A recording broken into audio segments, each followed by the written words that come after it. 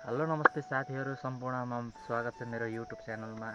सबैजना सन्चै आरामै हुनुहुन्छ होला। आज चाहिँ मैले तपाईँहरूलाई के भन्न गइरहेको छु भने मेरो युट्युब च्यानलमा गएर सबैजनाले सब्सक्राइब गरिदिनु होला भन्न चाहन्छु।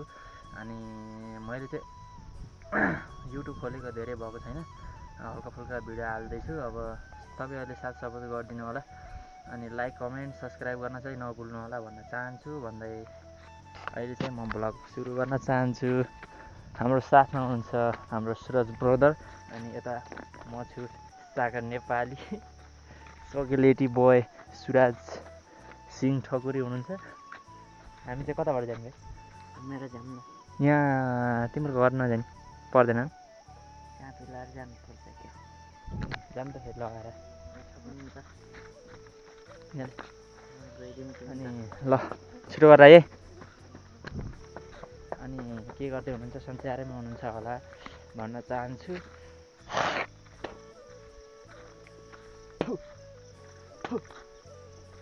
छिटाइ है भाइ।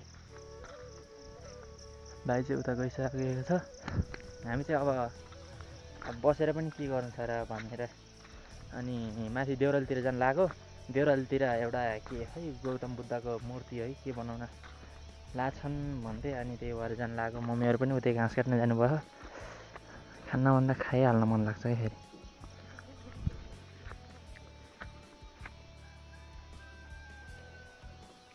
वैशाले पनि कति पाकेको यार म आउँदा त अहिले त। आम्मामामा गाई हेर्नुहोस् त, हेर्नुहोस् है लास्टी पाकेको वैशाले यार। उही ए खालि चिथार्छ क्या फेरि। त्यही हो, अहिले चाहिँ हामी माथि देउरालीतिर जान लाग्यो। अब माथितिर गएर तपाईँहरूलाई देखाउँछु। मैले नयाँ नयाँ बन्दैछ अरे खै कस्तो, अब कति लाखको करोडको है बजेट परेको भन्दै थिएँ। अनि त्यही भएर जान लाग्यो होइन, उता जान लाग्यो। अब तपाईँहरूलाई म देखाउँछु। आज चाहिँ खै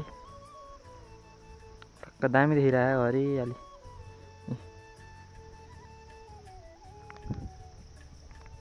भाइ छुटा। अब चाहिँ हामी बाहिर म जान लाग्यो। अब तपाईँहरूलाई म उतै गएर देखाउने छु अरू भिडियो चाहिँ।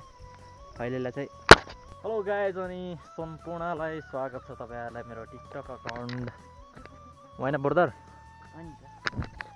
अनि अब चाहिँ हामी चाहिँ माथि जान लाग्यो। अब बाटोमा जाँदैछौँ। अब कतिखेर आउँछ खै।